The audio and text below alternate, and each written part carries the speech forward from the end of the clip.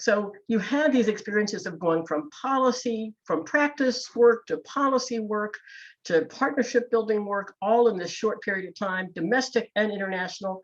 What was the common theme? What was the takeaway that by the time we landed to create the Forum for Youth Investment, where were we in terms of the key ideas that we were trying to get across? What's the through story that we brought with us?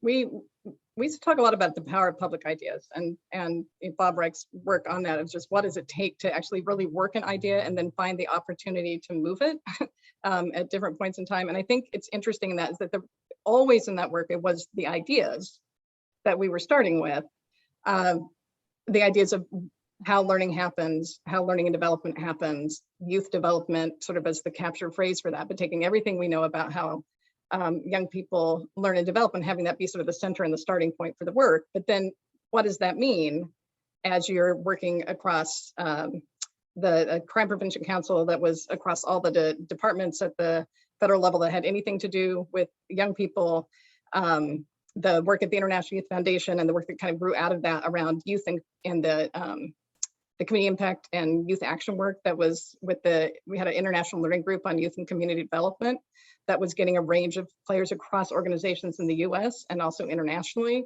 the international learning group that we ran there, to really explore what it means to have young people not just supported by these organizations, but also really take action to transform their neighborhoods and communities. What does that look like? And how do you support that kind of agency? All of those ideas, you kind of had to back up and see them in a big picture of what a young person's life is like, and what does it take to really keep that whole picture in focus while you're doing that work. I think one of the key things that runs through it is this idea that we often talk about thinking differently in the early days of some of the Ready by 21 work.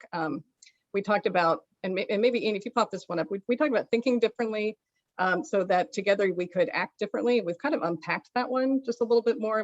We talk more now about how to think and talk differently about these ideas and how you sort of see what it takes to really see and hear differently in terms of who you're engaging with and understanding and unpacking the data.